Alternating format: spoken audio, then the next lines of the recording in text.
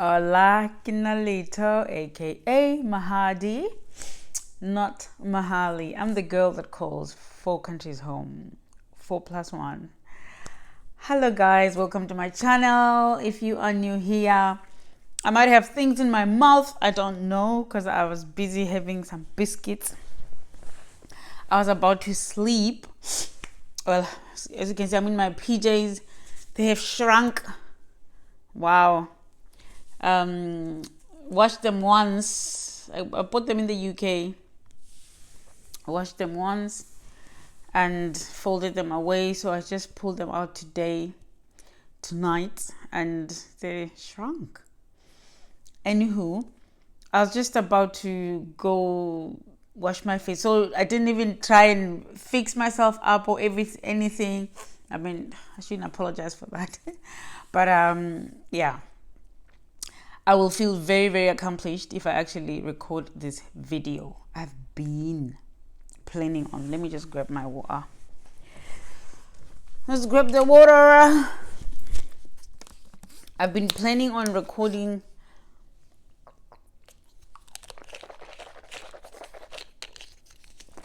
Let's get the biscuits out. I actually do this every time after I eat. And I get self-conscious. I think, ooh, I wonder what they're saying. Because I have lots of gaps in between my teeth. So I have to sometimes do that to get the food out. Okay, sorry guys.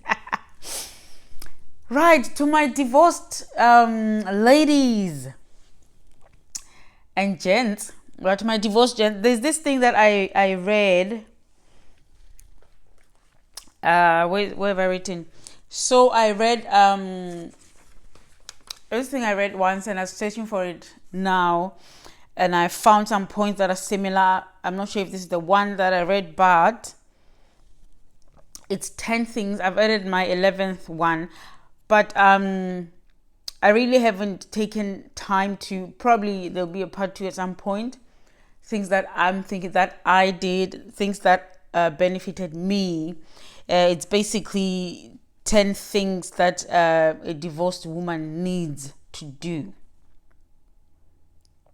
Okay. Yeah, so I've just been postponing doing this, and I'll feel very accomplished if I record it before I sleep, because tomorrow is Sunday and it's quite hectic.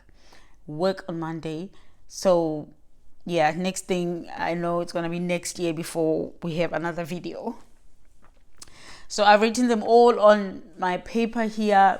This is I won't be editing this, so I may be, but most likely am not. So I won't be writing where I found it from, only because I cannot remember, not because I do not want to credit you if you wrote this. I got this on the internet. You could just search 10 things, because she goes on in detail, but I thought, yes, let me come share with my people. First, accept what has happened. The acceptance of what has happened to you will go a long way towards your healing. There's a book that I actually bought a friend. I need to find out. I don't think she uses it. I didn't feel, even when I gave it to her, I didn't feel like she felt it. She got divorced a few years ago. That book, I want us to do a season on here. It's a book. It's a book about it was called Coping with Divorce or something like that. But I did see when I read it, it's more a class. Like it's not you reading for yourself. It's more from a teacher's perspective, like some support group kind of book. And I want us to go through it because I'm gonna see her. If she's using it, I will look for it. I will buy a copy, and then we can have a some sort of what do they call it? Season. They don't call it season. There's a name. There's a word for it. Like when you're doing something on YouTube, like anyway, you know what I mean. So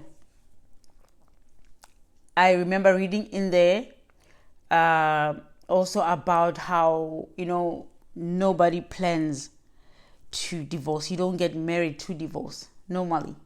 If you're a normal person like all of us, you don't plan to get divorced. So divorce is losing your hopes and dreams. It's losing all the plans that you had. You understand? So it can hurt so much more deeper because of that. It's like your life has been stripped away from you, especially if, like myself, you were a stay-at-home mom. You sacrificed all your life, work, study, you raised the kids, you supported him to improve his studies, to keep improving his studies. When he's done, he wants to improve more. When it's your turn to go to school or go to work, he wants to do something else, When you have done that and then he decides that, oh, I don't want the marriage anymore, it can be absolutely devastating. I mean, any marriage breakup, I think, is devastating unless that's what you wanted.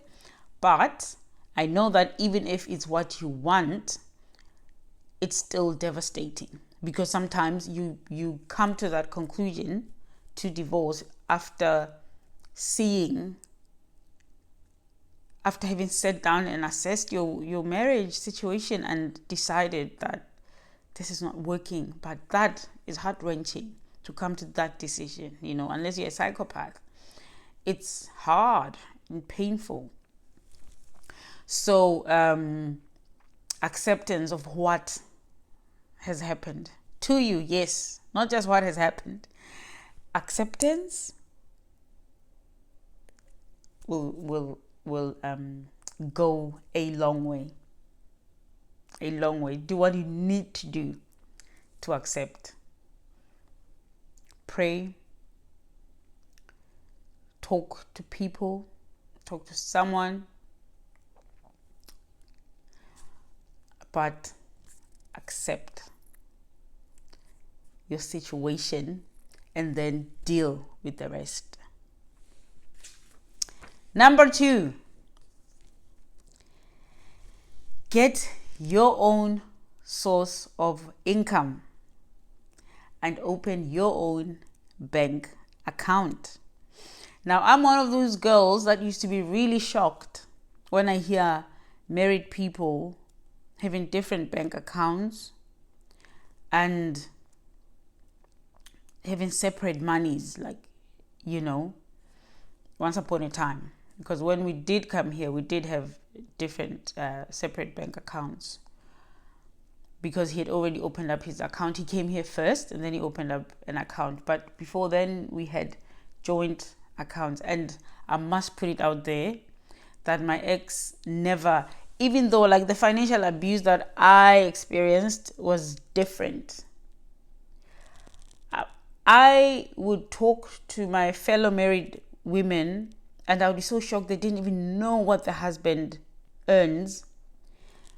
They never, goodness me, I didn't have problems, guys. I had no problems financially, okay? He, in terms of knowing how much money is coming in, the freedom to use the money, and what, obviously, we needed to talk and everything, but in having that one joint account, I never felt, I wasn't working anyway, so, I never felt like his account, I never felt, it didn't feel abnormal. So we had our own joint account, we did everything in there and all that. But yeah, when we came here, we had 2 different accounts because we both were employed by the ... medical services. I was co-director. So this was a family business, for those wondering, those who don't know what I'm trying to say. But if you don't have already, if you don't already have your own bank account, open your own bank account. Make your own money. This is the advice I got from so many of you. It's very, very necessary to make your own money. It will start anywhere. It doesn't matter. You're a cleaner, whatever. Start anywhere. You will gain your confidence. It can be very, very terrifying and very scary to go back to work after years of being home, but you will gain your confidence as you go, and the money as well, will give you confidence, seeing where it's all going, and you'll gain confidence. Like I'm still, I was telling you guys on the other video, like how I've struggled. I'm still learning a lot, but I'm certain, I'm gaining, I'm feeling my confidence, having come back, and it's absolutely priceless as well. Just getting your pay slip, it's just an incredible feeling. I mean, I've worked here and there, guys. In the last during my marriage, I have worked as a cleaner. I have worked at as a checkout assistant. I wasn't completely not working for 20 years, but let's say I worked 10% of the time or 20% of the time. Yeah. So acceptance of what has happened, and your own source of income and bank account. The third one, get a support network. All right? Get a support network. Friend, sister, aunt, uncle, mom, brother, frenemy. Well, no, don't get a frenemy. Anyone. Get your support network. It is important to surround yourself with people that love you, that will support you. If you struggle to get people around you, go to Facebook. Facebook has a lot of support groups. You can find one for divorcees. You can find one for anything. I'm on one for the narcissistic abuse survivors. I'm on several of those. Those help me give me my sanity back. So get a support group. It is you would be amazed how liberating it is, sharing your stories with strangers and hearing strangers' stories, being supported by people, being loved. And of course, for me, I also came here to you guys. You guys are my support group, have been my support group, and my support system. We formed, my support, part of my support system, and it's been incredible. I've gained so many of you and so much love. Support. I don't think I would have lost my mind. Sometimes, it sounds light when I say that or when people say that, but at one point I honestly thought I was gonna lose my mind. It was hell. This journey has been horrible. For those new here, I got divorced.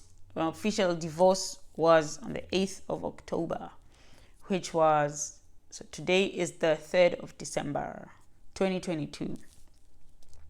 Been separated for 2 years, more than 2 years. My husband decided, he said he didn't want to be married to me anymore.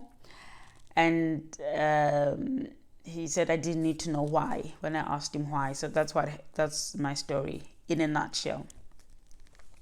So a support group, my goodness, please reach out. Don't be alone. I know sometimes for some of you it's hard to trust people. You've had such a terrible experience with people. But if you still have a mom, if not your mom's friend, if not, like I say, these support groups where you can talk to strangers. If you have nobody you trust, if you just feel like everybody has just betrayed your trust, okay? Please get help.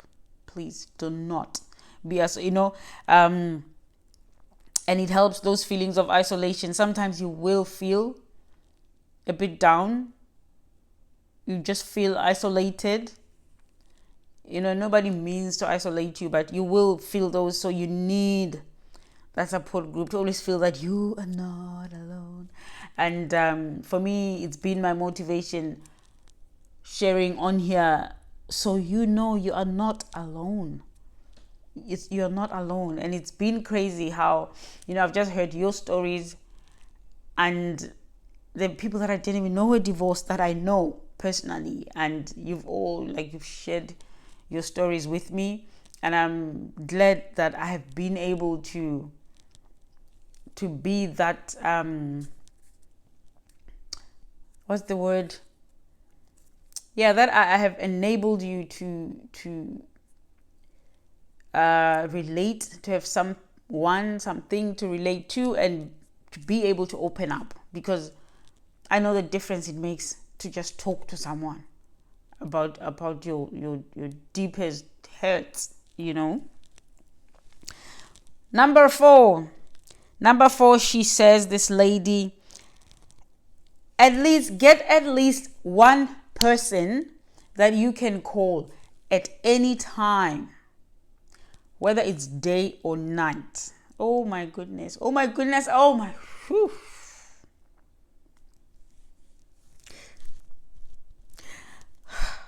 Felt a bit.